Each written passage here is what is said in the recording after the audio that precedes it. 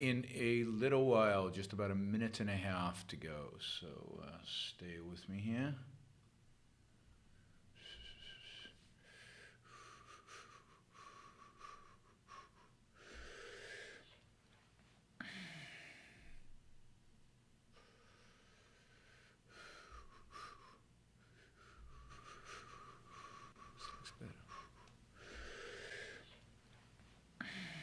One minute until showtime.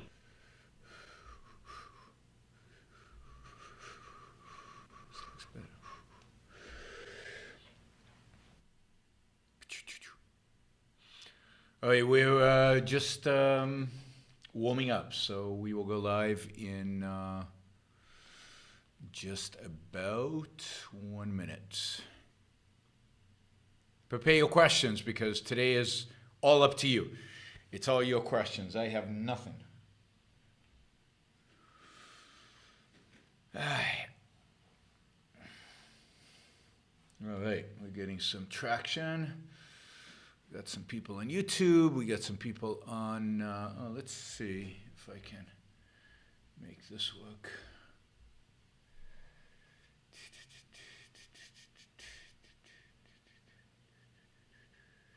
Your show will go live in 5 seconds. 4, 3, 2, 1. Blog Talk Radio.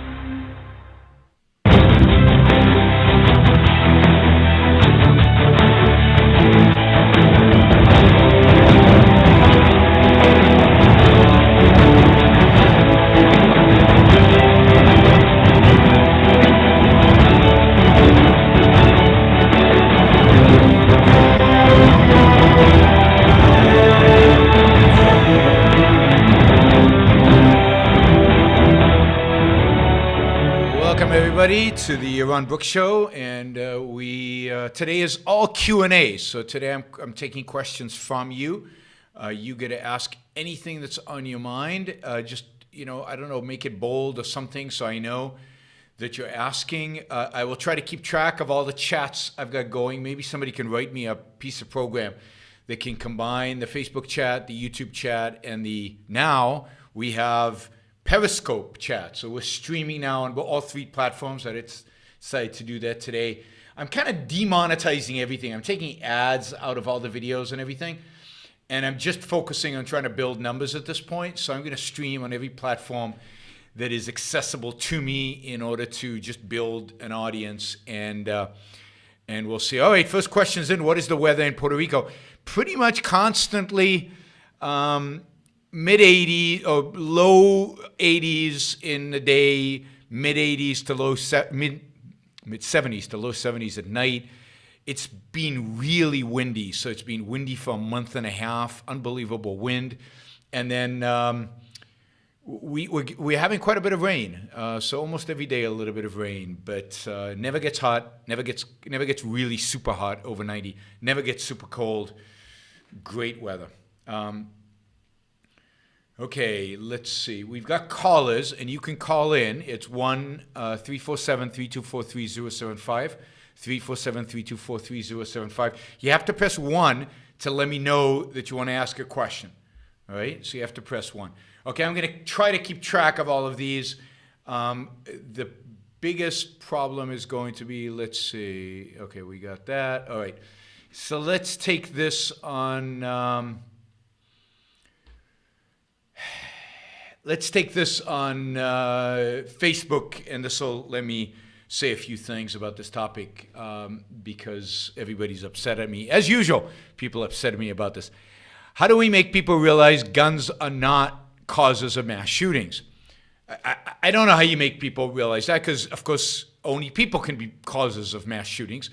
Only people are responsible for what is done with the guns. But... as I think many of you know and hate me for, or maybe you're not listening because you dropped me already, I am not I'm not an advocate for unlimited gun possessions. I don't believe you should be able to own a tank. I don't believe you should be able to own a nuclear weapon or F-16 privately. I don't believe weapons are just another form of private property. Somebody accused me of, here it is, a person's guns are his property. The only way a government can seize guns is by initiating force against people who own them. No, guns are different. Now, somebody else wrote, and I'll say why they're different in a minute, somebody else wrote, guns are meant to kill people. No, Dr. Brooke, they're not. Guns are meant to throw projectiles over a distance. For the purpose of what?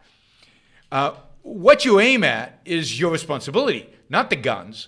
Just as with any tool that can potentially kill, such as chef's knife or a hammer. Now, what is the purpose of a chef's knife? It's in the name. Chef. It's to cook. It's to serve as a utensil in a kitchen, right? Now, you can kill with it, but the purpose of the knife is to cook. The purpose of a hammer is to hammer. The purpose of a gun is to kill. Nobody designs an AK-47 or an AR-15 in order to, projectiles, to throw projectiles into a distance. No. They're designed, they are fine-tuned. The bullets are made to kill other human beings. Now, that's okay, because you need them to fight wars and in self-defense. But let's not buy into this nonsensical propaganda from some elements on the right, but also from the left. A gun is different than a knife. A knife can be used for other purposes. A gun is for killing. That's why it's made. I'm all for killing some people, so I don't have a problem with killing.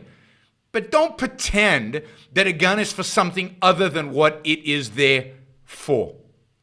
So no, a gun is meant to kill people, particularly assault weapons or semi-automatic weapons or any of the military-grade weapons that people are buying. So again, I'm not saying they shouldn't buy them. I don't have a strong position on this, but it's clear what they're meant for. And as a consequence, guns are different than other form of property because their essential purpose is offensive. It's violent. It's violent. It could be defensive or offensive, but it's violent. And the one area that the government has a role in,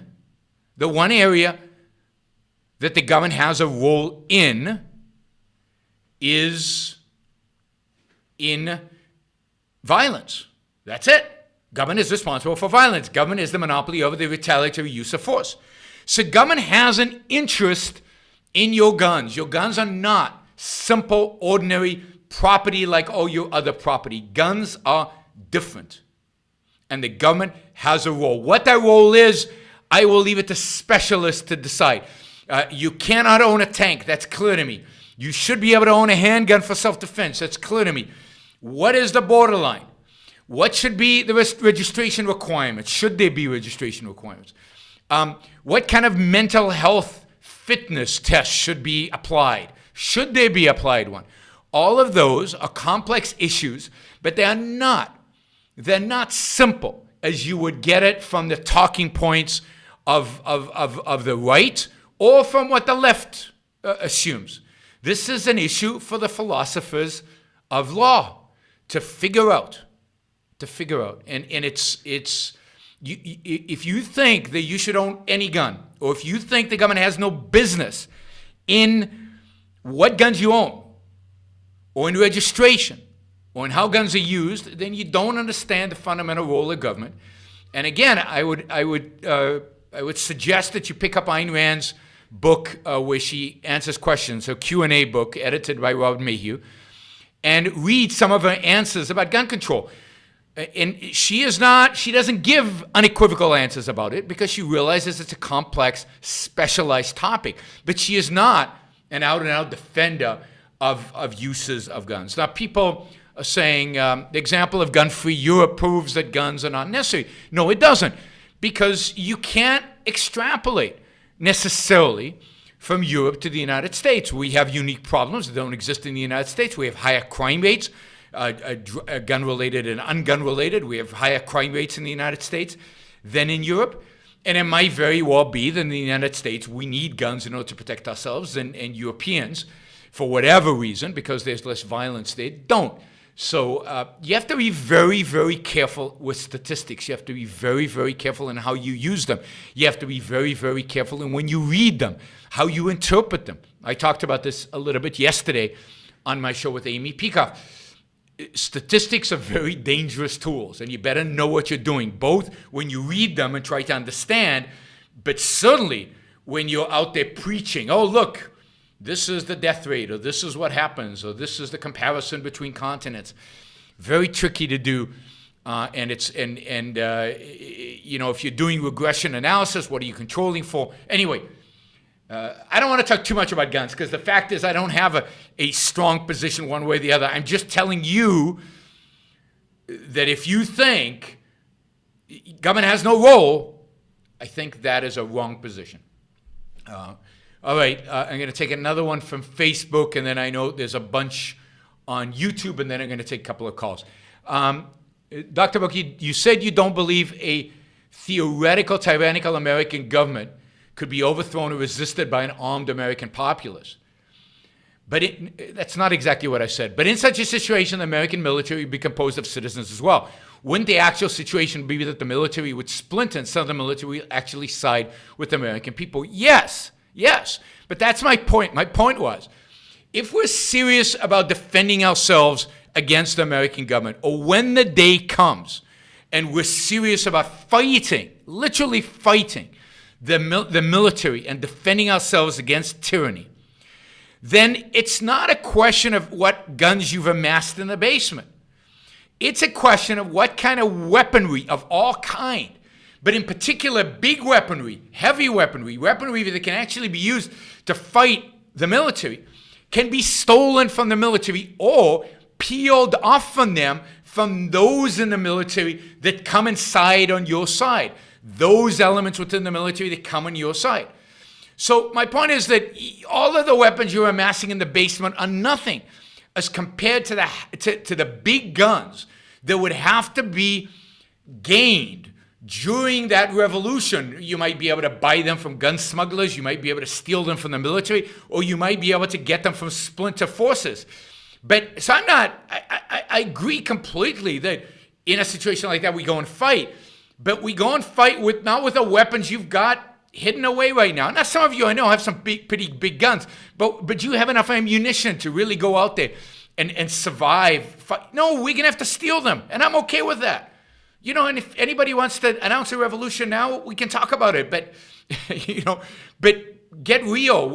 I'm not buying my Glock, right?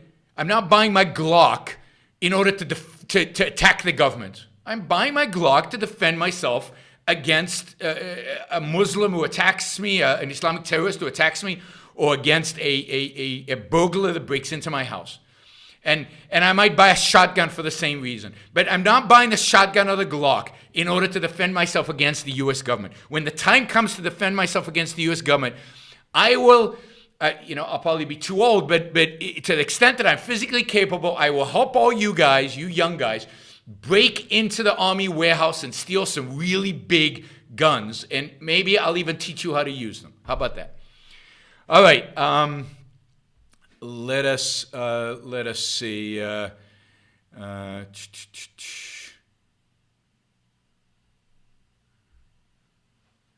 right.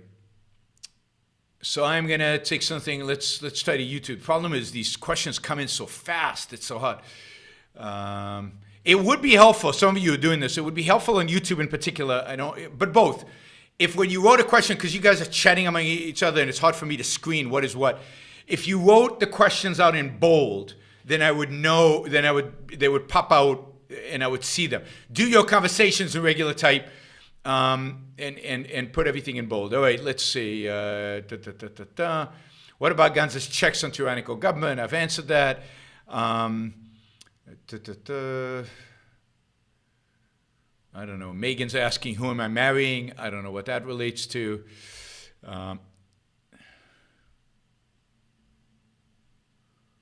All right, somebody writes here that Ayn Rand is not the final authority in guns. That's true. Ayn Rand is not the final authority in guns. Ayn Rand is just the final authority on objectivism. And she's not even the final authority on truth. But when it comes to objectivism, she's about it. All right. All right. All right. And I know some of you don't care what I have to say about guns. You're going to have your beliefs about guns, and so be it. All I can do is try to convince you that you're wrong. Can't do more than that. All right, how am I going to break into the army warehouse without guns already? All right. So my Glock will be useful when we break into. All right.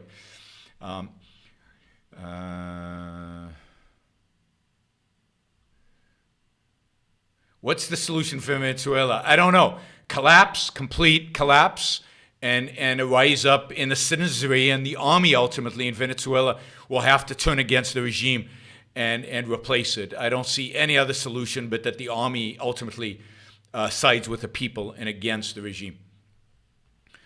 All right.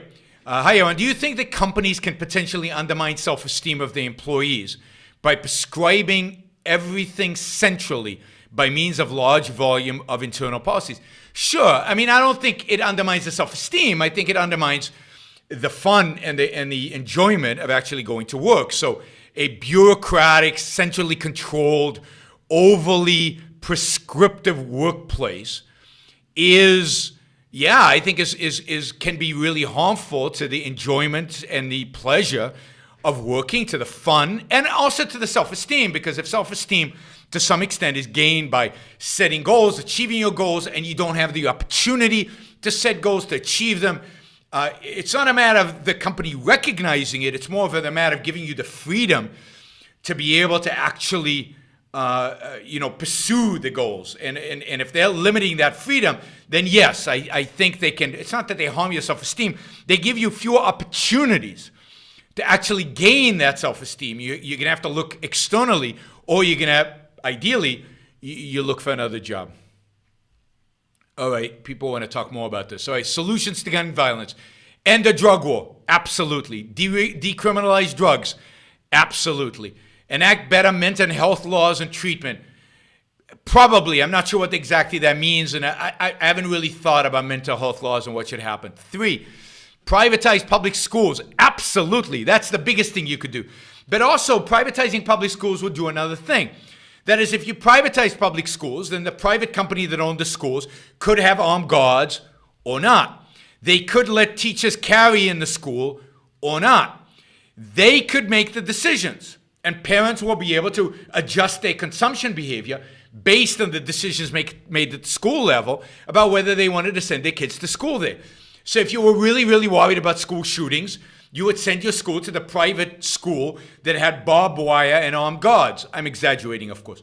Or if you were really confident that arming teachers was the way or have teachers who carried was a way to protect the schools, then you would have armed teachers. You would send your kids to school that had armed teachers. But other private schools who didn't want to do that wouldn't have them.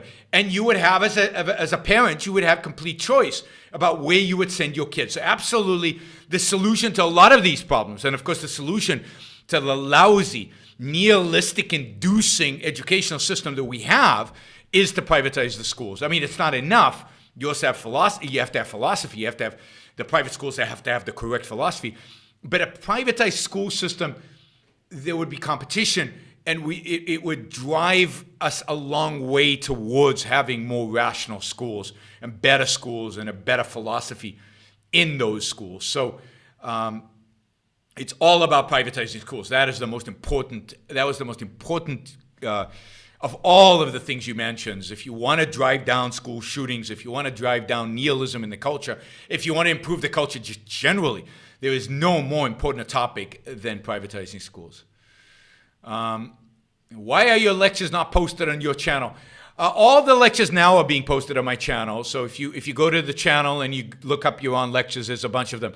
My old lectures are not on my channel because other people videotaped them, and I either haven't had a chance to go back and ask them if I could post them on my channel, or they said no. So, but I think that all the new lectures are now being posted on my channel. So keep watching. I just posted, by the way, an excellent lecture I gave at Clemson. Thank you, Brad Thompson and the Clemson Institute for Capitalism, for hosting me.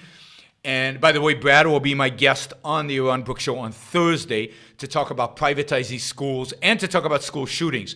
He has written about school shootings. He's also written about privatizing schools. So we'll talk about that on Thursday if you're interested. But there's a new lecture of mine up where capitalism versus socialism, what is the moral system? I think it's a good lecture, so you should go find it and watch it. Got a good Q&A. Had some socialists in the audience. That made it fun. So lectures are going up on my channel, and they will continue to go to be posted. I'm expecting some additional new ones to go up soon. So there's plenty of content on the channel, and there will be more and more and more lectures on my channel. By the way, the playlists on the channel also have lectures that are not on my channel, but on the channel elsewhere. Right? Now, for example, the lecture in Sweden that you watched is old. It's probably 3 years old.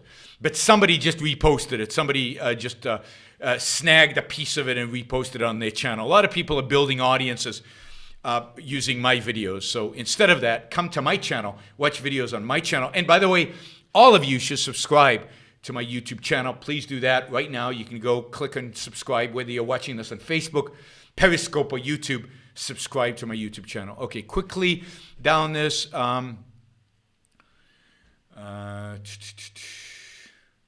Even in Israel, one needs a coat okay to own a gun. That's true. If so many people are breaking a law, is it a just law? Well, it depends if you're living in a rational society or not. In a rational society, if lots of people are breaking a law, one has to think about whether the law makes any sense. In an irrational society, that's not necessarily the case. All right. All right, lots of questions about why I don't film my own lectures and so on. I'm not going to travel around with the whole video camera set and equipment and setup and mixers and everything to film my lectures all over the world. The logistics are just a nightmare. It's just doesn't make any sense. The hosts film them. They do a good job. They do better video.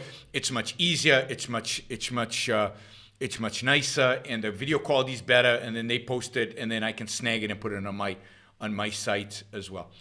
All right, let's see. Go back to Facebook. I will get to the phone calls, I promise. Just give me a second. Okay, should owners of private, undeveloped land be legally required to allow public access to their land? No, I don't think so. It could be. Now, I'd have to think about it. There is something about if you abandon the land, if you're completely unused, you haven't even, and you could argue that if it's not fenced and people walk onto it, you can't accuse them of trespassing. But if it's fenced, no, you don't have to allow public access to it. And now, abandoned property, there is a concept of abandoned property in the law. I don't know enough about it. It's something I would have to ask a lawyer, somebody who's done property rights law. I don't know. To what extent if any, do you believe the government should act preemptively to secure rights or restrict only to retaliatory? If they wait until someone is killed, government can retaliate, but isn't that too late? No, they have a right. So the government is responsible for figuring out what is risky behavior. So, for example, it's completely legitimate for the government to say that driving drunk is a risk to everybody around you, even when you haven't hit somebody. Now, I believe that when private roads are private, that get taken care of because no private owner would want you driving drunk on their roads. But short of that, right?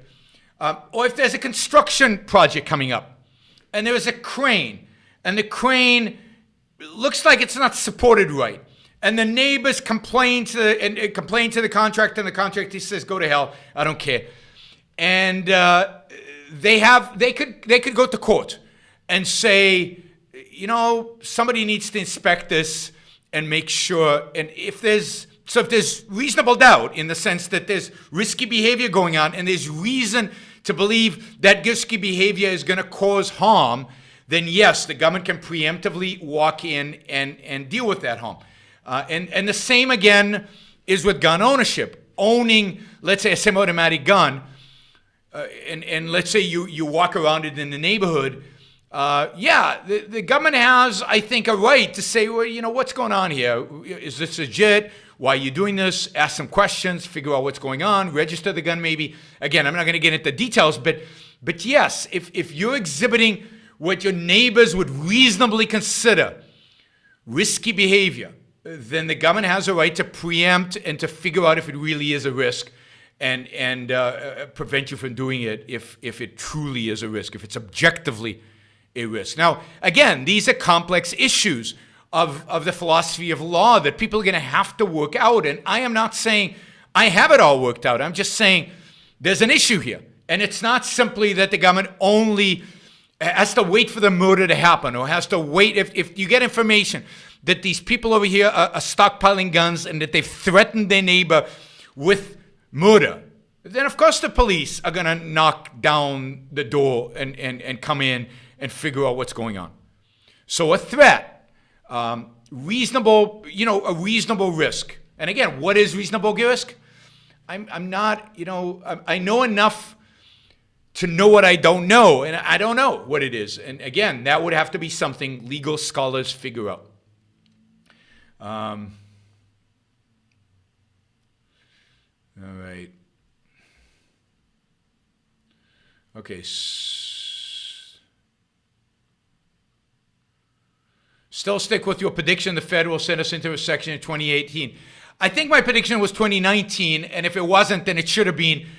So I'm altering my prediction for 2019. The economy didn't heat up quite as fast in 17 as I thought it would. It seems, I think there's a chance it's going to heat up in 18, and therefore I would pull out my recession into 19 instead of into 18. All right. I am going to, we've got a bunch of questions on Facebook. Well, let me take some callers. We've had some people here waiting patiently. Hi, you're on the Run Book Show. Who's this? Aloha, it's Stuart. Hey, Stuart. How's it going? Great. I wanted to ask you about the sanction of the victim because I find it coming up a lot. So there's this philosophy professor from Bowdoin College named Sarah Conley, and she wrote this whole book, a treatise called Against Autonomy.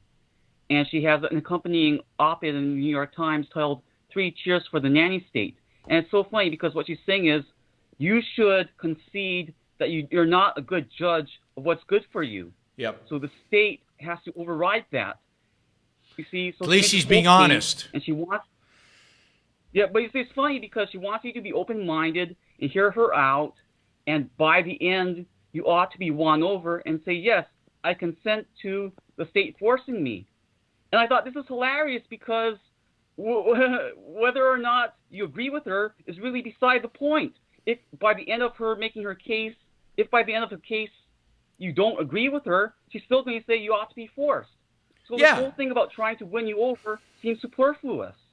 No, that's absolutely right. So they set it up so that if you don't agree with them, you're too irrational to realize what the truth really is. And if you do agree with them, then you agree that you're not rational enough to make your own decisions. Either way, they have won. But of course, that is just a logical fallacy right off the bat. So it doesn't make any sense. Right.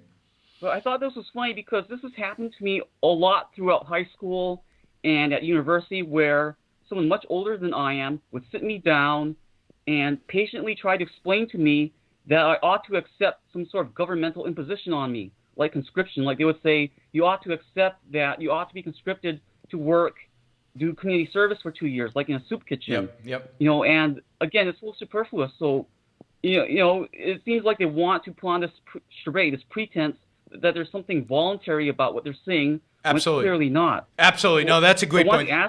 That's a great point, Stuart. And yeah, go ahead. I want to ask you, when people are trying to persuade you that you ought to accept them forcing themselves on you, what should you say? Should you say, no, this is self-contradictory because you want me to consent to you're ignoring my consent, so I'm not even going to participate in this conversation? So what should I say to that? Well, I mean, thanks for the call. I mean, I think the way you handle that is by defending your own capacity to reason and your own capacity to make your own decisions about your own life, and that everybody has that capacity. I don't think it's useful to point out to people their own contradictions. It never seems to help. It's just like pointing out people's that people are hypocrites doesn't really help. You actually have to make a positive case for your ability to live your life, or your ability to take control of your life, and indeed for everybody's ability to take control of your life, including the person asking the question. That's where you can hint at the contradiction, right? How do they know? Since we're all irrational, who are they to make a decision? And of course, a lot of libertarians, for example, will point out that, we're too stupid to make decisions for ourselves, but the government or the people in the government, they're smart. How did they get that smart? What makes them rational? If all individuals are irrational, this is kind of the Hayek argument, right? And he acknowledges that all individuals are irrational. We're not smart enough, but we know that the bureaucrats are no more smarter than we are, so of course we shouldn't let them manage it. But that's a bad argument, right? What you want to argue is the argument for reason, and therefore you, because you're capable of reason, are the only person who can decide what's good for you. Nobody else indeed can, because nobody has your context of knowledge. Nobody else can get into your mind and figure out what's right for you. That is because values are products of reason, and reason is the product of the individual. Central planning has to fail. This is what I think Hayek and all these libertarians get wrong. They start with the assumption that we're flawed and then say bureaucrats are flawed too. And that's conceding everything, right? The answer is no. Reason is our basic means of survival, but reason is an attribute of the individual, and reason is the means by which we choose our values, because there's no other way to know what is good for us, only through the use of reason, and therefore only the individuals could choose his values, and you're done, right? You're done, right? I wish you were done.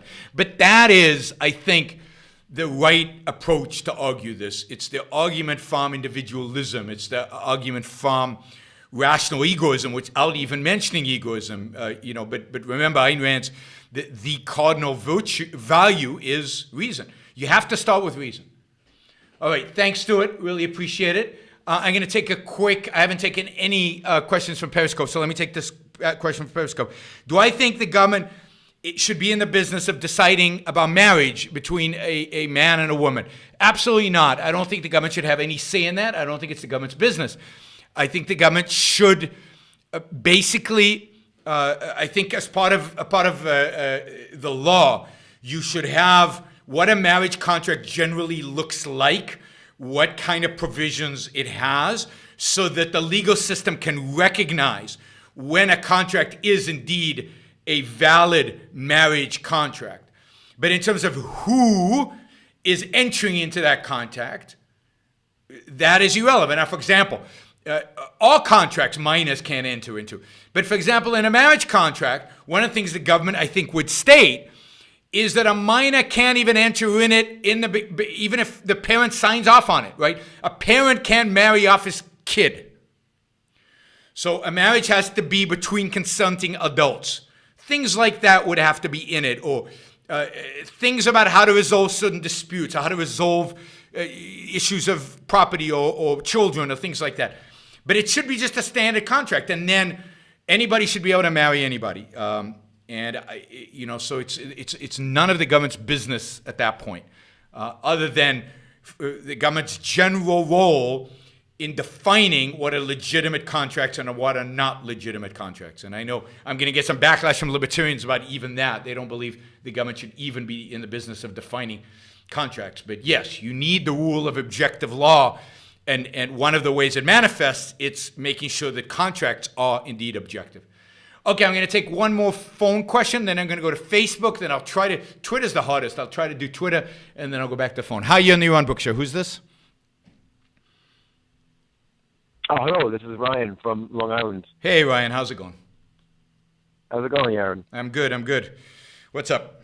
So, often, many of my friends, I actually have a lot of friends who don't subscribe to objectivism and actually have a lot of problems with the things that she advocates. Sure. And the big one I find, other besides, for instance, like LGBT rights and all that stuff, which is something that Ayn Rand herself would have no problem with, as long as there was no legislation compelling speech and all that. But environmentalism seems to be the big one, especially when you consider private rights and how you would protect the environment from being exploited to oblivion. And I try to explain to them that the private property, basically the only way to protect the environment in the long run. For instance, if you have a factory. Well, I think you have to go earlier than that. You see, I think the problem is you cannot debate the environmentalists on their own terms. The first question you have to ask is, what is the environment? Or another way to ask it is, whose environment? Because they don't have an answer to that. They've just got this image of environment. They don't know what it is. They've never thought about it. They've never defined it. But what is the environment? If what they mean is the world in which human beings live, the environment for human life, then my first response is the environment for human life has never, ever, ever been better. We live longer, we live healthier, we live cleaner lives, they're less smelly lives than ever in all of human history. Industrialization has actually cleaned and made wonderful the human environment.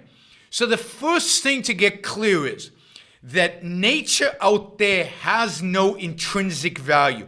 Its value is as it relates to the individual human being's life. My environment. How is my environment? Is my environment good? Is my environment clean? Is my environment, nice, pretty, whatever, right? And you have to set that context. And you'll bewilder them just by doing that because they won't know what hit them because they're not used to that. But that is the first thing you have to talk about, because otherwise you get caught into, well, what about this and what about this and that concrete and this concrete and everything. And those are concretes that you can later deal with, but you have to set the parameters that you're interested in human life. You're interested in the individual human life.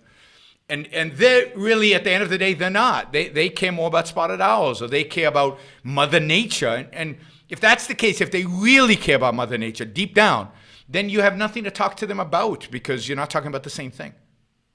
Yeah, that's actually an interesting point, because often when I bring up when environmentalism and environmental protection does come up in our conversations, one of the things that I try to say is that when you set the standard existence external to human existence, like if nature is technically infinite, then the standard itself becomes infinite and human life no longer becomes sustainable from a perspective like that, from environmental protection at all costs. Is the correct way. Yeah, I mean, if you value Mother Nature above human beings, there will be no human beings, and that's what the real kind of fundamentalist environmentalists, the real academics, intellectuals want. They want the destruction of the human race. They want us back in the caves, which means a population of maybe 100,000. They certainly don't want 8 billion human beings around. They hate humanity. Now, I don't think all environmentalists hate humanity, but to the extent that they buy the idea of nature's intrinsic value as opposed to the value of human life, that is the inevitable consequence of what they're doing. All right? Yeah, actually, there's a whole movement coming up behind this called eco-fascism. Like, it's not mainstream at all right now. It's been around for like 30 years. What they're calling it. It's been around for about 30 years or 40 years. It's been around since the 70s. And yes, they are dedicated to the destruction of human life. They're not embarrassed by actually going out there and saying it. And I think that's right. All right. Thank you. All right, great. Thanks for the call. And it's a challenge having friends who disagree with you. But you've got to frame the questions right so that you're not just yelling at each other over the tops of each other's heads. You're actually talking about stuff that you're relating to one another. Let me see if I can do anything here on YouTube. You guys just chat too much, and you're not bolding the question. You're not all caps the questions, so I can't even tell what the questions. Are we separate from nature and our environment? No, but we're not separate. Of course we're not separate, but that's the point. The point is that nature and our environment are there to our benefit. That is, if the environment is good for us, then it's good for us. And if that means turning a forest into asphalt, then you turn the forest into asphalt. The forest itself has no intrinsic value. The only question is it good for me? What is it good for me? To turn it into farmland, to keep it as a forest, to build a factory, to build homes? It's within the context of my individual human life that forest gains or is subtracted of value. And of course, my forest is my forest, and your forest is your forest. You do with your forest what you want, and I do with my forest what I want. And so I would never get into a debate that private property would save spotted owls. It might not. All the spotted owls might go extinct if we had capitalism. My response to that is, I guess, who cares? And if you really love spotted owls, buy some. But the standard is not the existence of spotted owls or the existence of a forest or the existence of these things. It is human life, individual human life. All right. Matthew wants to ask me all these complicated questions about undeveloped land. I don't have anything to add to what I've already said. I don't think you can use undeveloped land if it's clearly owned by somebody else. If it's abandoned and the standards for abandonment, then yes. But if it's clearly owned by somebody else and they've established title and they fenced it off, you have no right to that land. If Iran is a state sponsor of terrorism, why doesn't the U.S. go after the mullahs of Iran like they do with the Taliban leaders in Afghanistan? Because they're wimps. Because they're cowards, and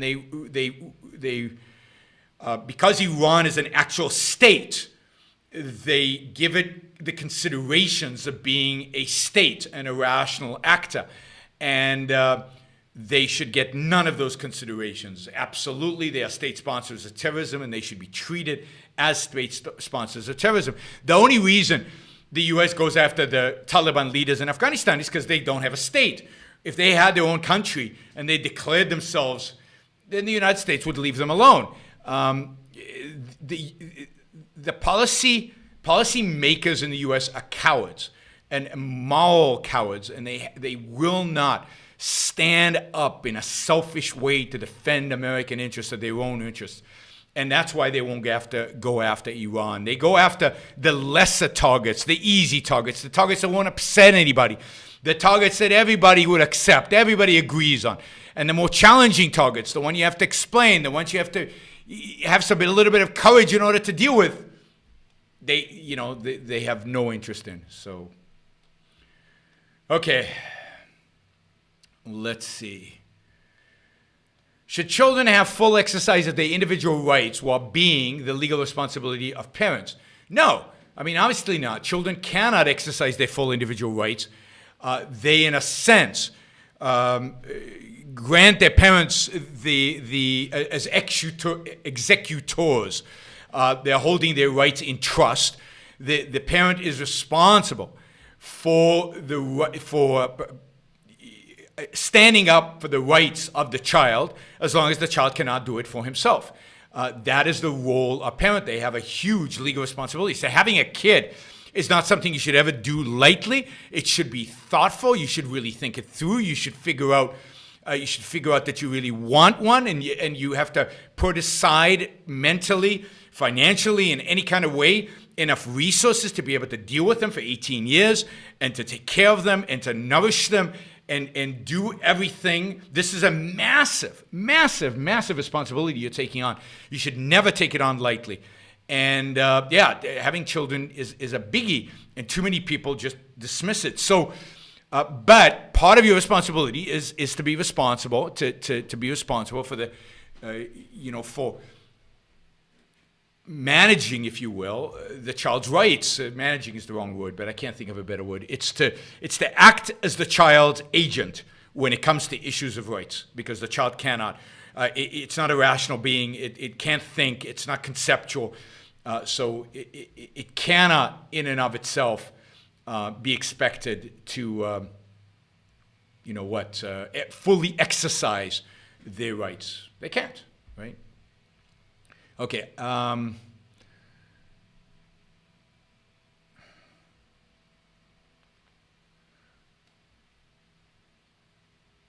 All right. All right, let me shift here to YouTube. Why doesn't multiculturalism work? Well, multiculturalism doesn't work because multiculturalism is just false. It's wrong. Multiculturalism is the assumption that all cultures are equal. All cultures are not equal. Some cultures are barbaric and primitive and awful and horrible and disgusting. And primitive, barbaric, I've already said that. And other cultures are elevated, are wonderful, are fantastic, are consistent with individual liberty, are consistent with great arts and great prosperity and the pursuit of happiness. And you cannot equate those cultures. So multiculturalism, by assuming that all cultures are equal, define itself as immoral and evil, and therefore, of course, it doesn't work. The moral and the practical are united. So if something is that evil, it certainly is not going to work, whatever work in this context means. Hey, Dr. Book, what is the most efficient way to deal with principled pragmatists? I don't think there is such a thing as principled pragmatists. Pragmatism is by definition unprincipled. So all they are pragmatists. And the best way to deal with them intellectually is to show them the contradictions and to present them with a positive alternative. I don't know that I've ever, convinced somebody who's really a dedicated pragmatist to change his mind. I don't know. What are my thoughts on Stoicism? I'm not an expert on Stoicism, but it strikes me as pretty passive and a little removed. I like reality too much, I think, to be a Stoic. Same problem that I have with Buddhism. It's too detached from reality. It can be healthy for you. And maybe I'm wrong about Stoicism. Maybe we'll get one of these philosophers to correct me. But it strikes me as just not engaged enough with reality, qua reality, and with one's ability to pursue happiness in this world. All right. What are your thoughts? No, let's see. You said 6-year stats of compared murder rates are not enough, but in longer time frame, Europe fares even worse. How do you square that? I don't. I haven't looked at the stats. I'm just saying you have to look at the stats, and you have to look at equivalent stats, and you have to look at properly. It could be that Europe fares worse. I never said that Europe is on a per capita basis less violent, although I think it is. I think if you look at the numbers properly, I think it is. But I'm not taking a strong stand one way or the other. The point is that you have to look at the data and not take different websites for their word, because most of them are distorted and propaganda and nonsensical. But if you look at gun violence, for example, in the U.S. as compared to England, the differences are dramatic over any time span you look at. The gun violence in England is far, far lower, even with the Islamic problem they have, the Islamic terrorist problem they have, and with terrorism, it's still lower. So, but we can do comparison all day. That's not the essential issue. Not the essential issue. Okay, let's take a caller. Hi, you're on the Iran Book Show. Who's this? Hello, can you hear me? Yeah, I can. Okay, so I just have a question about, so I'm all for, free markets and getting government out of the economy and deregulating all the industries, but sometimes you have to take the other side into account. And so if you were take away all government regulation and get them out of markets, how could you guarantee consumer protection? I guess you can't really guarantee consumer protection, but how do you guarantee consumer protection today? Sorry? How do you guarantee consumer protection today? Well, I guess there's regulations. There's the government's. And who implements those regulations? And who decides what those regulations should be? And who implements those regulations? Some bureaucrats. I guess you could say all those stem from the people, or. So some people, right? Let's say you had no regulations, and consumers were worried about the goods that they had. What do you think would happen?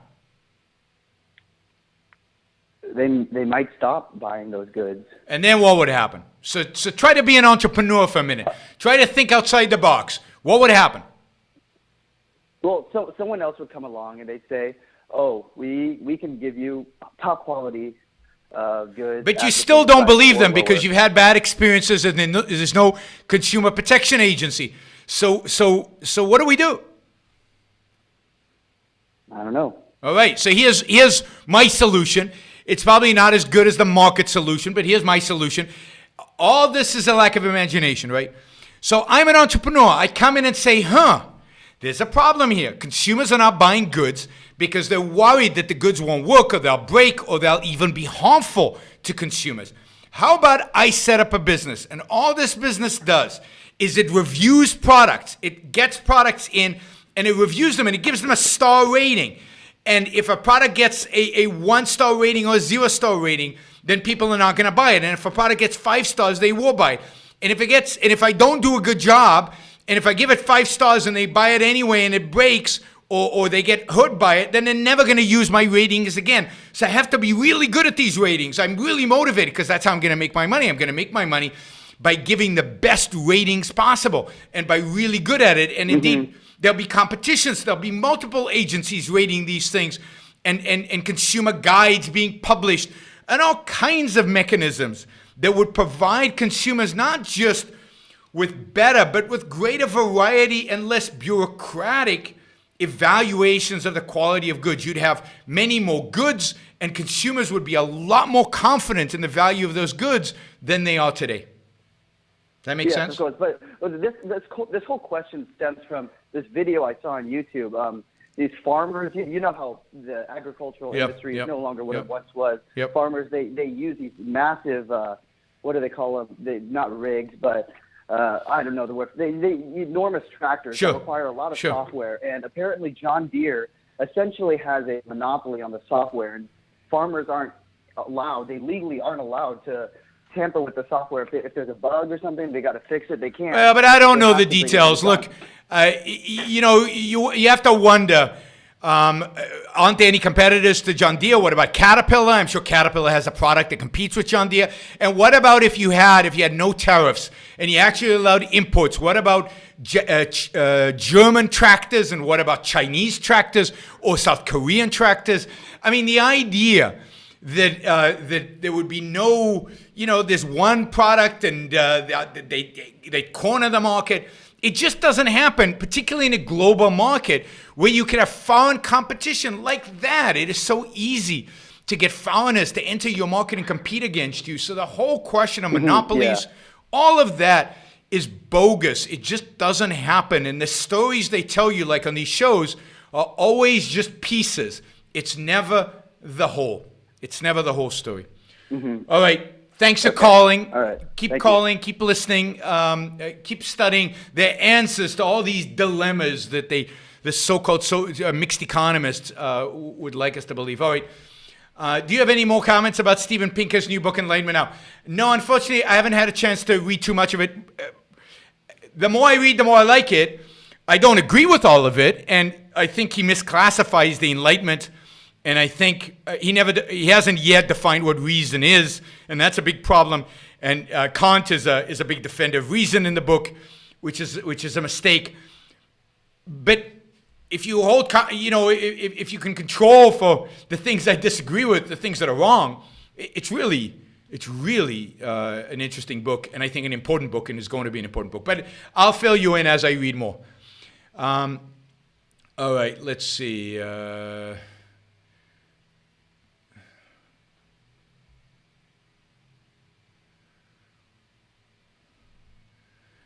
I don't know, since government's deciding who should do certain things and punish them, so you shouldn't take responsibility to teach things as well. I don't get that. Sorry.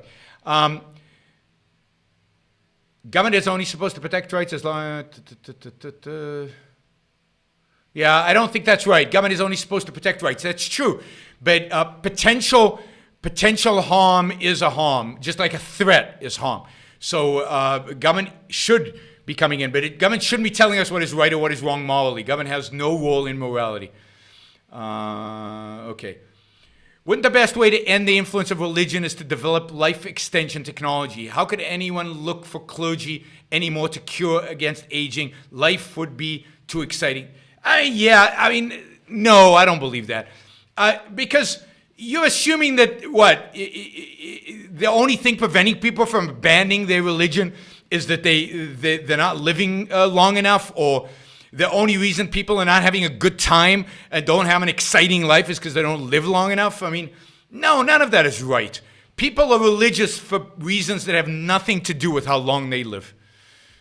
Sorry, don't agree. All right, where are we? All right, I think we covered Facebook, I think. All right. Let's see. YouTube just goes on and on and on, and you guys chat. But let's take another call. That's easier. Hi, you're on the You're on Book Show. Who's this? Can you hear me? Yes, I can hear you. I was calling to ask some questions about economics. Oh, I'm sorry. This is Chris from Indianapolis. Hey, Chris.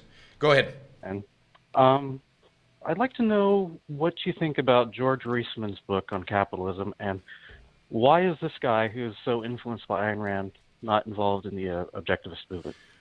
All right. So two things. I think the book is amazing and fantastic in many respects, but also flawed in really, really important ways. I think the book is way, way too rationalistic, too didactic. He even says in the introduction that economics is a didactic science, and it's not. If economics is primarily an inductive science. All science is primarily inductive and not deductive. So I think it's got some flaws which have to do with methodology and the way he writes, which makes it very difficult to understand. Flaws, by the way, that are very similar to von Mises, and which make von Mises hard to read. And of course, Reisman was a student of von Mises, so that all kind of makes sense. But a lot of his arguments are genius, are brilliant, and I use many of them. I think he's one of the best. He's still alive. He's one of the best living economists out there. All of that is true. Again, I think there's some flaws. There's a good exchange between him and another economist by the name of Israel Kutzner, where they criticize each other's work, and I happen to be a big fan of Israel Kutzner's work as well, work that George Reisman has criticized. So, I mean, there's a lot of work to be done in economics at the theoretical level, and these guys, people like George Reisman, move that forward, so it's definitely valuable, and the book is worth having. I use it as an encyclopedia. It's so massive and so difficult to read from cover to cover that I use it as an encyclopedia. Now, the reason he's not involved is primarily because of business and personality disputes between George Reisman and his wife, who just passed away, I think, last week, and between the people who founded the Institute and who sat on the board at the time. I was really not involved in those disputes. I have opinions about those. I have opinions about, George Reisman and Edith Packer, his wife, personally, but none of them are relevant. The point is that they had this big falling out, and the Reismans didn't want to have anything to do with ARI, and I guess ARI, certain people at ARI didn't want to have anything to do with the Reismans, and it stays as that. But the work should be judged by the quality of the work, and nothing here is to impute the quality of the work that was done. Is that it? Okay. All right. Yeah, go ahead. Could I ask one more question? Sure. Could you tell me, where you differ from the Austrians on economics? Well, which Austrians? Or do you at all? Which Austrians, right? So I don't differ from. I differ from Mises primarily in methodology, and in some of the terminology. For example, I think the way he conceives of objective value, of subjective value, is wrong. I think Menger has a better understanding of what subjective value is, more aligned with objectivism. Menger was more of an Aristotelian. Von Mises was more of a Kantian. So he's got this rationalistic methodology. But in terms of actual economics, I don't. The problem is, one, what do the Austrians actually have to say about economics? That's not easy to figure out, and not all of them are consistent. And then second, which Austrians? Because I disagree with Mises and people like Rothbard on their philosophy. Like, I don't agree with Mises's whole praxeology. I agree with his economics, but not with his praxeology. Rothbard's philosophy is terrible. Some of his economics is good. His economic history is lousy. It's basically he lies in order to affirm his position on certain things. So he tells you, he does what the Marxist does, which is rewrite history. So what do you mean by Austrian economics? But from a purely economics perspective, I think they're the best economists. I basically agree with them. I certainly agree with the fundamentals. I agree with as I understand it, to the best of my understanding, the Austrian business cycle. And I also think there are very few good Austrian economists out there, really good people who understand the Austrian economics. There are lots of people who give you investment advice based on Austrian economics who don't know what they're talking about. So beware. Okay. All right. Thanks for answering my questions. Sure. All right, let's see. Question, wouldn't we talked about that. All right, we did that. All right, on YouTube, if you want to ask a question, if you have any question that you've asked and I haven't answered, put it in all caps, because otherwise I can't see it. It's just too much volume of babbling back and forth between you guys. So put it in all caps, and then I'll be able to do it. Please explain how Rothbard rewrites history. I'll give you a quick example. I don't want to really get into this too much, but I'll give you a quick example. He has a book on the history of 19th century banking, where his whole goal in the book is to show you that fractional reserve banking is bad, is destructive, causes economic harm. But I know something about banking, and I know something about the history of banking, and I know about how banking functions, and I know about all the banking crises in the 19th century. And the stuff Rothbard writes in his history of 19th century banking is just wrong. It's all skewed to show that all the problems were caused by fractional reserve, instead of what really caused the problems, which was the unit banking laws, which restricted bank branching, and the fact that there wasn't a real private gold standard. So you can look at George Selgin's work to see what I mean by that. But he ignores all that. And he focuses just on one thing, because that's his agenda item, and he drops everything else. He's basically lying in order to further his agenda. And I find that unbelievably dishonest and wrong. And, you know, he also explicitly lied about Ayn Rand, and he admitted to lying about Ayn Rand. So the guy was a real, I think the technical term is scumbag, a real scumbag I philosophically, he's terrible. He had a personality of a scumbag, and I don't trust any of his history because of what I read in the History of Banking book. All right, what do you think about abortion? I believe abortion should be legal. I am pro-abortion. I'm not pro-choice. I'm actually pro-life. I'm pro-life, which means I'm pro-abortion. I think legally, from a legal perspective, and I think we need to separate here legality from morality. From a legal perspective, the state just has no business in the abortion, in abortion, in the choice of a woman to have an abortion or not. It should be legalized, and the government should be out of it. I think there is a question of morality here. I don't think that a woman, not thinking about it, and then in the 8th month deciding to have an abortion is moral. But that's because she's not thinking. Or a woman making a decision about an abortion out of whim. But that has to do with morality having to do with reason. And when you don't apply reason, something is not moral. It doesn't have to do with the act itself. Certainly, I think that in the first trimester, there's nothing there. It's a clump of cells. It's not identifiable as a human being. It doesn't have the capacities of a human being. It doesn't have the organs of a human being. So the first trimester is a no-brainer. I can understand people's resistance to abortion, particularly given the advancements in science in the last trimester. I can understand them. And I'm pretty squirmy? No, what's it? There's a word. About abortions in the last trimester. Again, I don't think the government should intervene. But I just think that why would you leave it as a human being? Why would you leave it to the last trimester? What's going on? Now, again, if the mother's life is at risk, no-brainer. If the child, if it is born, is going to be deformed in any way, no-brainer.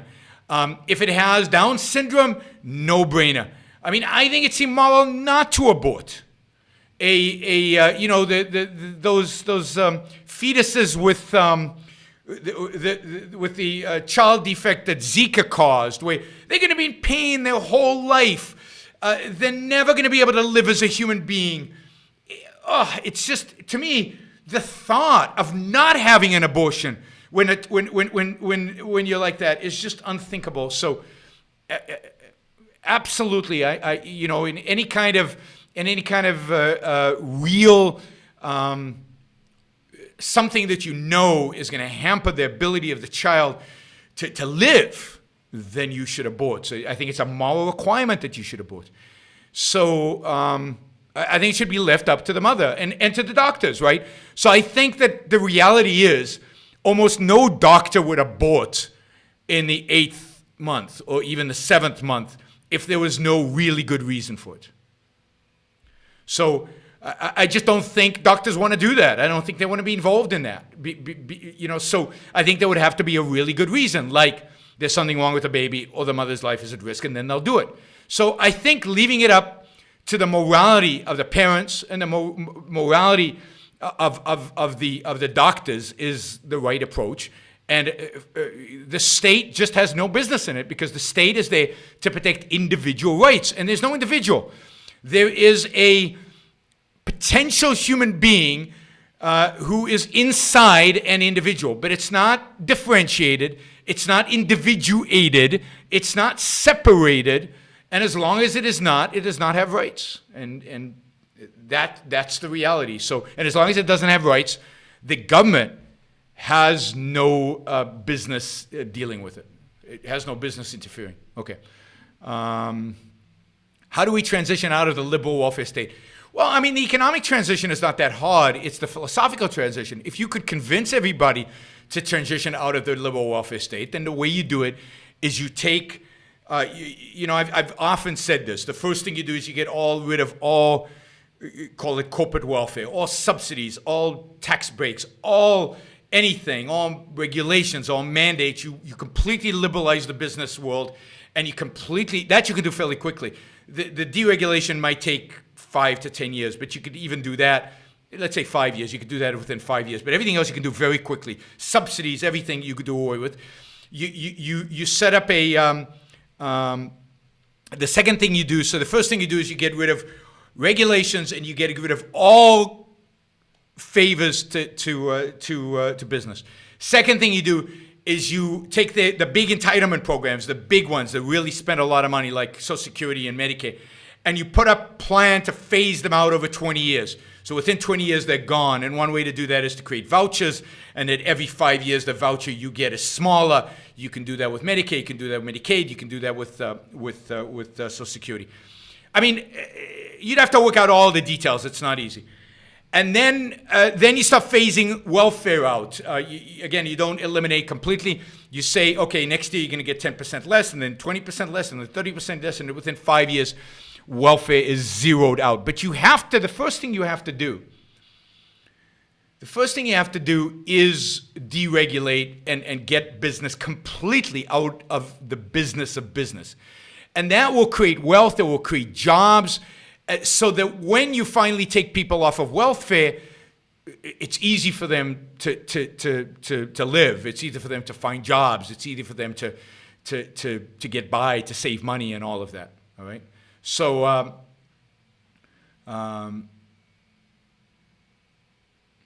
right. That's what I have to say about that. So I think the transition is not hard. It's how to convince people that's hard. Okay, what do you think about existentialism? Well, I'm opposed to existentialism. Existentialism is a very dark, malevolent, primacy of consciousness philosophy.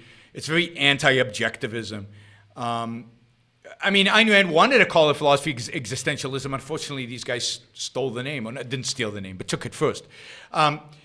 So everything I know about it, I read Sartre, I read Camus, I read these guys, and it just was completely unappealing. It was very, very, very primacy of consciousness. It was very dark. It was very pessimistic about the world and about life.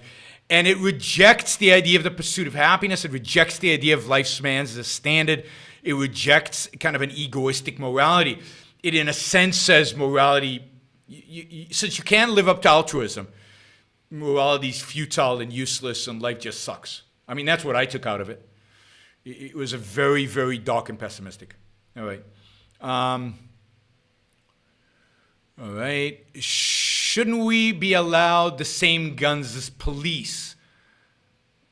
No, I mean, I don't know that that's true. I mean, maybe I'd have to think about that, but no, you're not there to protect yourself against the police. Again, in a rational state, you're there to protect yourself against criminals in an emergency. But the police, you can imagine the police needs heavy weapons sometimes if they're going to fight gangs that have, you know, big weapons. But you're not going to fight a gang. You might find an intruder. You might fight here or there. The job of fighting organized crime and gangs and so on is the police's job. Your job is to protect yourself in the moment, in an emergency. It's not to go out and hunt down the bad guys.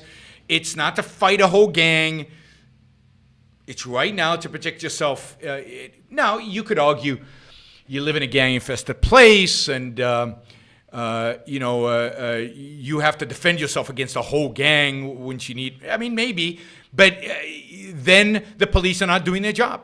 And that's what I would argue today. Yeah, I mean, I've got a gun, not because I want a gun, not because not because I'd like to use a gun, not because I have any enjoyment out of owning a gun, but because I don't think the police are doing their job.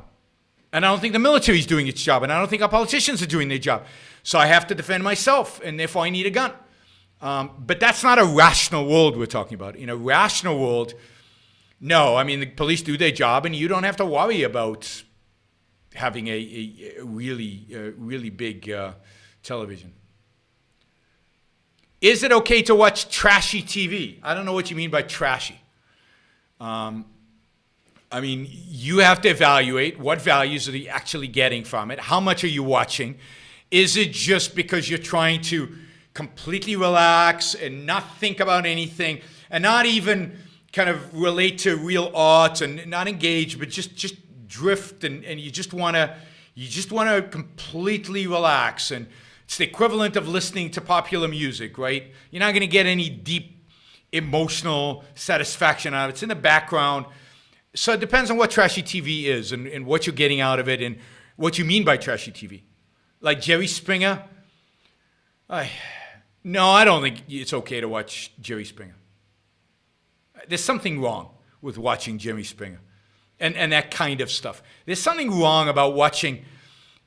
deeply wrong about watching other people humiliate themselves on television and talk about things that should not interest you one iota. I mean, I consider trashy television, I don't know, some cop show on television or I don't get watching reality television other than competitions, right? So, I mean, to me, competitions, cooking competitions, vocal competitions, any of those are fine. Some murder mystery that might be not that clever is fine. I mean, there are a lot of that kind of television, but real trashy television like Jerry Springer, no, I mean, you've only got one life. Why waste it? That's waste. There's no value there. Zero, zilch, nothing. Would you need to remove the minimum wage alongside removing welfare? Yeah, I would remove the minimum wage law before I removed welfare. I would remove it as one of the first things I did. Because it together with business regulations and all of that, that would be one of the first things I would remove. What is your view on taxation? I'm against taxation. It's coercion. I'm against the state coercing. The job of the state is to be the monopoly over retaliatory force in self-defense, not to initiate force. Taxation is an initiation of force. Okay, what is the strongest argument you have heard against objectivism? The fact is, I haven't heard one. I mean, I haven't. I mean, maybe the philosophers have. I'm sure the philosophers have qua philosophy, but I just haven't, except for arguments I just don't understand. I mean, I'm sure there's some in epistemology and metaphysics or whatever that I don't understand. I'm not a philosopher. But, yeah, I can't think of one right now. I'll think about it. Maybe a next show I'll come up with something. Okay, let me quickly go over the Facebook questions, then we're going to take 2 last callers, and we're going to call it quits. All right, does the concept of a regulation have any legitimacy in a free market, or would there be laws? I think there would just be laws. I don't think, I think regulations would be more, you would talk about self-regulation and things like that. Now, there would be some things that are today regulations that still would be in a free market, like the government does have a role to play if you're building a nuclear power plant to make sure that you're building it in a way that's not overtly risky to your neighbors. I don't, and we would call that regulations today, but I don't think of it as regulations. All right. Can an argument be made that the government has a role in keeping industries needed to make war materials within its borders so as not to become helpless and dependent on another country, which would be a national security threat? I mean, yeah, you could make that argument if within its borders or within the borders of its allies, and that could shift over time. But yes, but you would have to be very careful in making that, because that is often used as an excuse. For example, steel right now, it's an excuse. And you would have to have a really clear foreign policy by which you clearly defined who your enemies were, who your friends were, who your allies were, and therefore who it was okay to count towards the production of weapons in your cause, and who you were worried about taking over that production. You would have to have a really, really clear foreign policy if you were going to make these kind of distinctions. And I think in the modern world in which we live, that would be rare. And that would be, so there's certain computers that, there would be certain technologies that you would want to make sure in the case of war. But you would also have to be clear on the war, on what war means. There's a lot of stuff that we do not have today in terms of foreign policy. Who's the enemy? What does a war look like? Is China an enemy, for example? Are we getting ready to go to war with China? Is China somebody we're planning to go to war with, or think we might go to war with in the next 20 years? Is that something, how do we plan for that? How much steel do we actually need? How long would it take steel manufacturing to ramp up if we didn't have any steel? My guess is that the answer would ultimately be no, that you don't need to restrict trade, because by the time you figured out that another country was an enemy country and was gearing up for war, you could ramp up production. And I think if you go back to World War I and World War II, you can see the speed by which the United States ramped up military production was just unbelievable. So the private sector can ramp these things up really, really fast in an emergency. But yeah, I can see that if you want to, like certain electronics, you want to buy, and you don't want to buy them from China because they might instill some kind of bugs that you won't be able to find in them. So you want to make sure that there's a domestic manufacturer of those things. Yeah, I can see that, but very careful. And it's used all the time as an excuse. In the last trimester, wouldn't it be almost impossible to find a doctor? Yeah, no, that's what I said. I said exactly that. Does the concept of a regulation have any... we asked that. All right, I'm going backwards. Sorry. In a free market, a free society, how would you fund the military? Primarily through voluntary contributions by the citizens to the government. We would write a check every year to the government. And I happen to believe that everybody would be happy to do that, particularly people of wealth who wanted to defend their system of government. But basically, I view it this way. A system of government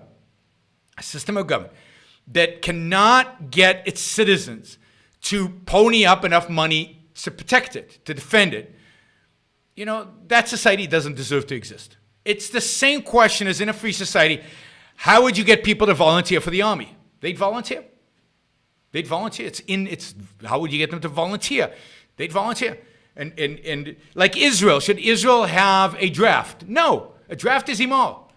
But not enough people will volunteer and Israel will go out of existence. Then it deserves to. If Israel can't raise a big enough volunteer army to defend itself, it deserves to go out of existence. If America can't get its people to write big enough checks to have a military force that can protect it, then it deserves not to exist. Somebody should invade it, take it out of its misery. So yeah, it would be voluntary contributions. Now you could come up with other ways to fund it. Ayn Rand has some speculations about certain fees that you could charge on certain activities. But I think the biggest portion of it will be voluntary. Would you agree it is more moral for a country to default on its debt than to resort to money printing? Yeah, I think it's more moral. I'd like to see it do neither one of those. But yeah, defaulting on its debt is better than printing money. Yes, better economically. It also helps set the country on the right path. Right? It cleans the slate, and it takes, and and the people who took the risk suffer the consequences. All right. No more questions on Facebook. I'm done with Facebook. I'm going to take some YouTube questions and then one phone call, and we'll call it a day. All right. Do you think Marx did anything positive for the workers? No, absolutely not. Everything about Marx is negative. What he did to philosophy corrupted the field for until to this day. Corrupted economics, corrupted the field of philosophy, corrupted humanities more broadly. And by corrupting those fields, that has corrupted our ability to have a good economy. That has corrupted our ability to have a good society, a good government, good ethics, a good human relationships. And workers are just human beings like all of the rest of us. So to the extent that there's corrupt philosophy out there in the culture, Marx has made it more corrupt. He's hurt workers. And that overwhelms anything else. And of course, by telling them that they were being exploited, that's horrible, and that demeans their own labor and the value of their own labor, and that's bad for them. Everything Marx said is wrong and distortive and destructive to the worker, to the capitalist, to the consumer, to every human being on the planet. And the fact that there's anybody who still considers themselves a Marxist today is hard for me to believe. Harder for me to believe. How do you read the Second Amendment, militia, police? I'm not going to get into the Second Amendment. I am not a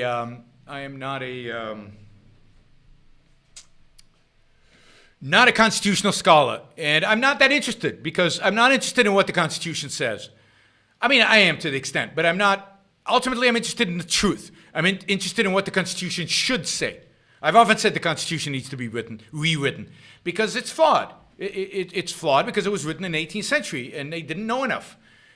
Given the knowledge we have today, it should be rewritten, become clearer, and more pro-liberty, more pro-freedom. So I'm not that interested in the interpretation. I'm much more interested in what is the truth.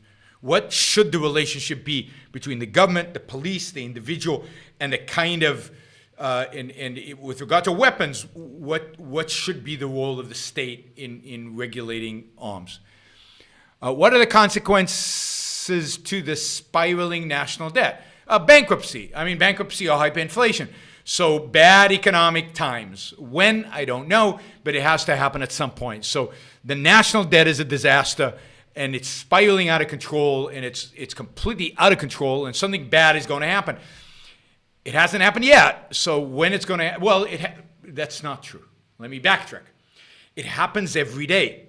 We have lower economic growth. We have less innovation and less productivity growth and less wage growth. We have less wealth creation. We live at a far, far, far lower standard of living because of this debt, because of government spending, because of government regulation. So this national debt has consequences today, every single day on our lives. And it is a disaster, and it is bad. The problem is we can't see it. Now, crisis we will see, but we can't see what we are losing, what we don't have. How do you view monarchism? I hate it. I mean, the idea of a monarch, somebody with special rights, is absurd. Nobody is born with special rights. Nobody is born to be superior. Nobody is born to be better. I would dismantle the British monarchy. I would dismantle all monarchies. I think monarchy is I think the whole idea is an abomination. The whole idea of aristocracy is an abomination. It's setting some people above other people. It's setting masters and slaves. And even if it's just ceremonial, what are we celebrating exactly? Their superiority, their magnificence, their what? And how to deal with non-objectivist family members? It depends. If you like them, if they're friendly, if you have shared values, then just ignore their non-objectivism and just relate to them at the level you can relate to them. If they're obnoxious, if they're unfriendly, if they're anti-objectivist, then have nothing to do with them. Cut off ties and go live somewhere else. I mean, you don't have a commitment to be nice to family. You don't have a commitment to live for family. You don't love your family automatically. You have to make those decisions based on the value to you, to your life, to your flourishing, to your success as a human being that the family represents. And if they don't represent such value, walk away. What about Hans Hermann Hoppe? Don't like him. Really, really don't like him. He dabbles in racism. He dabbles in nationalism. He's an anarchist and a subjectivist and a nationalist and a racist. And I have nothing to do with any of that. And I don't know if that's also where the monarchy stuff comes from. But anyway, how would primary research be done in a private economy? The way it's done today, in a sense, right?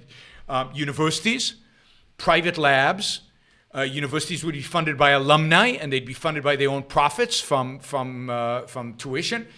Alumni would fund it. Corporations would pour huge amounts of money into basic research at universities because they'd realize that they had a huge amount of benefit from it. You could even see venture capitalist funds that are very successful pouring certain amounts of money into basic research so they could then maybe have the exclusive rights to the startups that come out of that basic research. Who knows? But think about Jeff Bezos. He is worth $100 billion now. $100 billion. If there wasn't, now in a free market, he might be worth $1 trillion, right? If that were the case, then don't you think he would be interested in funding basic research? Isn't that something that would excite him? As it is, he's funding, trying to get to Mars. So I think entrepreneurs would fund it. Wealthy people would fund it. The same as they do today. They just do today through taxes. I mean, that's what's astounding to me, right? Everything the government funds today is funded from individuals. It's individual wealth that's funding it. It's just done not voluntarily. If you think it's a worthwhile thing, then all you have to convince people to do is to do it voluntarily. So if you think basic research is valuable, then convince people it's valuable and they'll write checks. If you think national defense is valuable, then convince people that it's valuable and they'll write checks. Right? The difference is they'll write checks for national defense to the government, they'll write checks to universities and to research labs for the research. I don't see the problem, I guess. Right? If you realize that the government doesn't create wealth, that all the wealth that goes into basic research, that all the wealth goes to all the money that goes into the military, all the money that goes into these things is basically private wealth, then you understand that now it's just a matter of convincing people that their private wealth should be invested or allocated to these particular activities. And if you believe in basic research, which I clearly do, then it shouldn't be that hard to convince them of that. All right. My relatives are annoying and needy, but not outright evil. Then, adjust your relationship with them. See them only when necessary. Don't tolerate their neediness. Don't feed it by giving into it. And as soon as they become annoying, walk out. But, they don't have to be evil. There are lots of people who are not evil that I have nothing to do with. For me to have a relationship with somebody, they have to have a positive value for me. They have to contribute in some way, in a positive way to my life. And there are lots of family members who have no positive value to me. Not that they're bad. They might not even be bad people at all. They might be nice people. They just have no positive value to me. So I have no relationship with them. My time is too valuable to waste on relationships that are not adding to my life. Let me say it again, because this may be the most important thing I said all afternoon. My life and your life is too valuable to me to waste on relationships with people that don't add value to my life. To waste 1 minute. 1 minute. So I don't have friends who are needy and annoying. I don't associate, spend time with relatives who are annoying and needy. I don't go out socially with people who are annoying and needy. Life's too short. Life's too short. Maybe if we do the life extension thing, you'd have more time. But even then, life's too short. Life's too short no matter how long life is. Those, by the way, are much more interesting questions for me than these questions about government. Okay, I'm going to do these very fast answers. What is the biggest issue with anarcho-capitalism? It's complete subjectivism. It's rejection of objective law. It's rejection of the idea of objective law and the need for objective law. And it's belief that you can have a marketplace in force without, and of course, so those two things, the rejection of objective law and their belief that they, and on top of all that, the fact that it's so fundamentally, completely detached from reality. Any thoughts on the Hoover Institute? Yeah, generally good. Secular conservative mostly, but generally good. Should the man lead in the entirety of a romantic relationship or just during sex? Wow, I don't think the man should always lead during sex. I mean, the man should sometimes lead and the woman should sometimes lead. I mean, there's no reason the man should every second of a sexual encounter be leading. It's sometimes fun to lay back and let the woman do the work. I think the essential characteristic in sex is of the man penetrating a woman, of in that sense a leading role. But that's not every way. That's not the right way to think about every aspect of sex. There are plenty of ways to have sex, poses in sex where the woman leads. The woman might initiate sex. She might be more interested in sex in a given point in time than you are. Man, no, I don't get the question at all.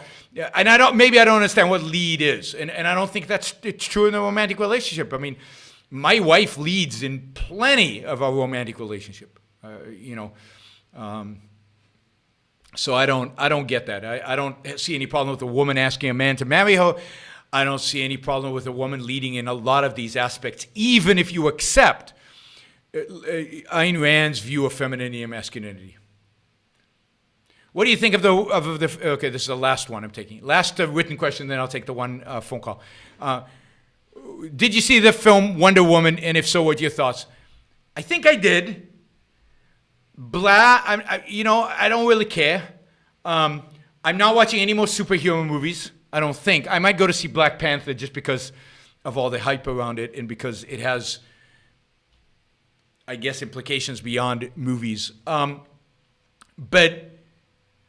I don't get superhero movies. They're all the same. They all follow the same script. They're not interesting. They're boring. Why do you have to be a superhero? Why can't you just be a hero?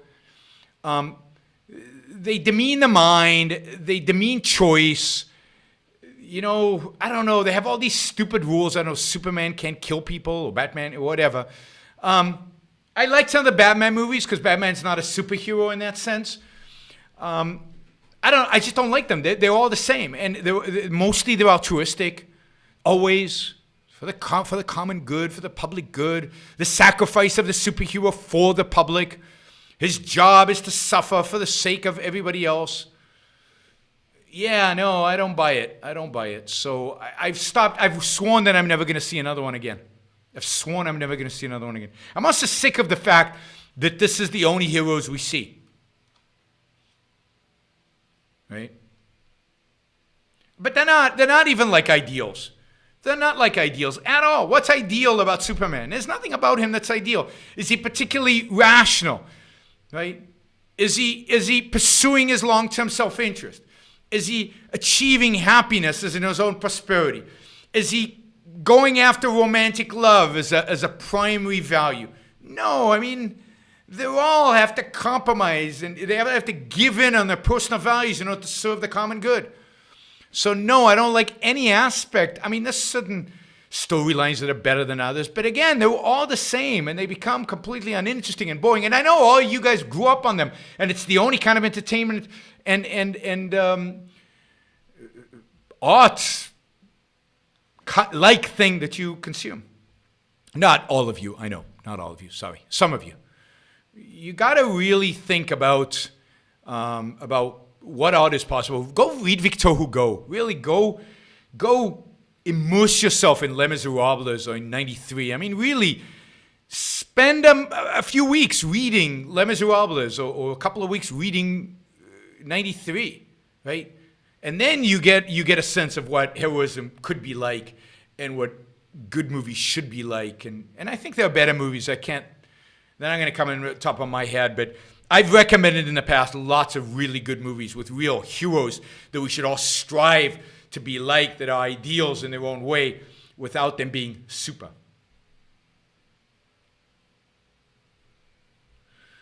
All right, let's take this phone call. Hi, you're on the Run Book Show. Who's this? Hey, so I have this is Logan. Go ahead. I couldn't decide between my two, so I'd like to pose them both to you, and then you just pick which one. I'll try to do them both if I can. Okay, so the first one I had was if you think there is a line in the terms of arms that citizens should be allowed to own, where do you draw that line, and how do you? Okay, let me answer that first. Conclusion. I definitely think there should be a line. I don't know where to draw it. I think thought and research and real consideration needs to be done in that area. Philosophers of law should be focused on this and thinking about this and figuring this out. It's not simple. I think that it's basically a question that relates to self-defense and what is necessary to defend oneself. It's self-defense from the state as a valid argument for why we should have. No, no, I don't, because I don't think. Okay. I think when you reach the point when you have to defend yourself from the state, they're not going to protect your rights anyway, right? That's the definition of the state being so dangerous, and you're gonna buy the weapons illegally and you're gonna steal them. I just don't get this notion that the state is going to allow you to have arms to fight it. It's never going to happen, particularly not in a state that needs fighting, right? So a state that needs fighting is the state least likely to give you the right to bear arms to fight it. And so you have to come up with other strategies to get weapons to fight that kind of state. And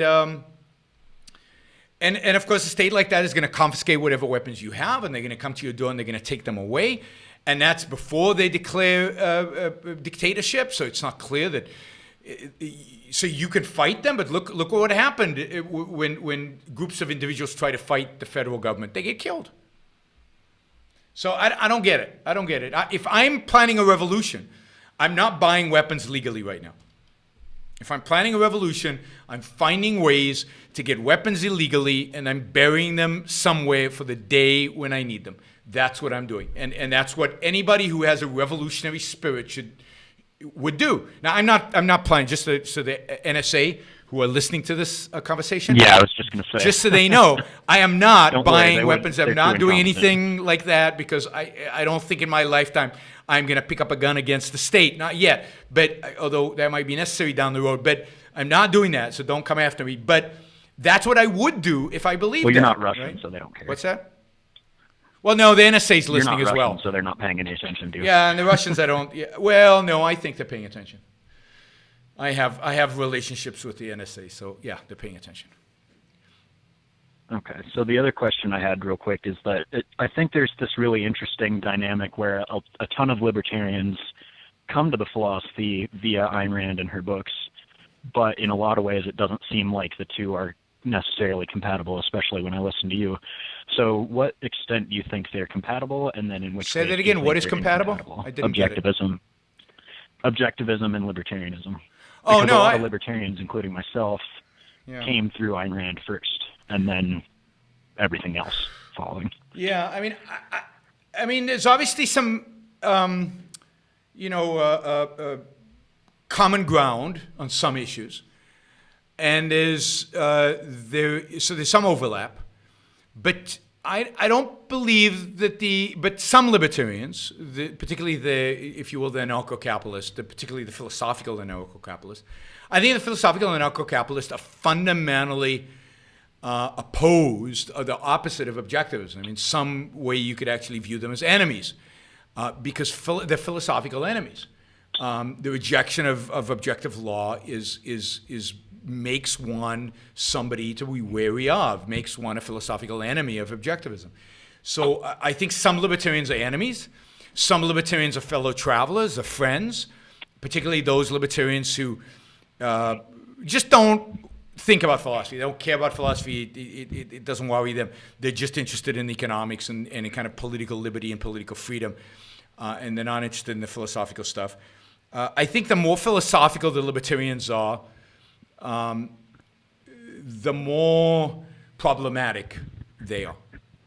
Because a bad philosophy is going to undercut our ability to achieve liberty in the end. So the day will come where it'll be libertarians who are undercutting our ability to be truly free. It just seems to me that the basic, because really the philosophy is very simple, and it's basically non-aggression and free markets. What philosophy? And that seems to be... Which philosophy? Libertarianism. And Yeah. that's why, yeah, exactly. It's hard to distinguish the two when you put it that way, because No, it's not. It's not because there's nothing about objectivism that... It's not, because it's a non-aggression principle based on the concept of individual rights, which many libertarians reject. And in my view, if you reject the idea of individual rights, if you reject the philosophical defense of individual rights, then the non-aggression principle is meaningless. It doesn't mean anything. Because how do you differentiate between aggression and non-aggression? Because I don't think it's always obvious. It's tricky. You have to have the concept of rights. You have to have the idea of rights in order to be able to actually ground the idea of the non-aggression principle in reality, in actual application. And I think that since libertarians those libertarians who reject individual rights ultimately will land up rejecting the idea of the non-initiation of force because they don't understand where it comes from. It's just emotional. Why should we reject force? You plucked it out of thin air. Why should we reject force? Yeah. Because it's the enemy of the mind. But that's an objectivist answer. That's not a libertarian answer. It's true, though. I know. And I agree with you. See why a I libertarian agree couldn't with take you. that It's position. true. But if a libertarian doesn't know that, then they're just plucking that concept out of the air, and they cannot be consistent with it because, again, the whole concept of individual rights comes from the same source. It comes from the importance of the mind and the fact that force is the enemy of the mind. So, but if you don't have that concept, then libertarians will not apply the non-initiation of force principle properly, and they don't. That's why they can be anarchists. And the consequences of that are dire. They're not good. So again, I can see working with libertarians on certain projects, and I can see some libertarians being fellow travelers up to a point, but there is a point at which they become a problem. Because they can't fully, and they don't fully, comprehend or understand what it is that they're arguing. And to the extent that they have a philosophical defense, whether it be religion or whether it be because there's some passage in the New Testament that says that the initiation of force is bad, or whether it be subjectivism, or whether it just be emotionalism, or whatever, whether it be Kantianism or just classical liberalism. All of those philosophies do not lead logically to the non-initiation of force principle. So then the question is, what will win out? Their economics and their politics, or their deeper philosophy? And I believe that deeper philosophy will win out, and they will become my enemies. So I worry about that. Okay. Thanks for taking the call. Sure. Thanks for calling. Thanks. Good question. And it's a tricky question, and I can understand why people are confused about the whole libertarianism issue. And there's a lot more to say about libertarianism. But that's the essential. The essential is that, for example, how do we decide on laws? And you have to believe you have to be an advocate for objective law. And objective law means you have to believe in objectivity, and you have to believe in reason, and reason has to be defined properly as relating to reality. And so you have to be on a primacy of existence principle, mindset and everything. And if you're not, then what happens? A lot of bad stuff, right? So again, fellow travelers, in certain areas, in certain parts of life, but beware. And there's a fundamental difference here between objectivists and libertarians. All right. Thanks, everybody. Thanks for the questions. Hopefully you enjoyed this. I see we've probably gone too long because I see the number of people listening live, and particularly in Facebook, they dwindle. At YouTube, the number seems to stay high. Maybe because you guys are more engaged in the conversation, so more people stay. But yeah, maybe we should make these a little shorter. It's been an hour, 45 minutes. Maybe that's too long. Okay, thanks, everybody. Really appreciate it. Talk to you on Tuesday for sure with a news briefing. And then we're going to do the interview with Brad Thompson from Clemson University on Thursday. Talk to you soon. Bye.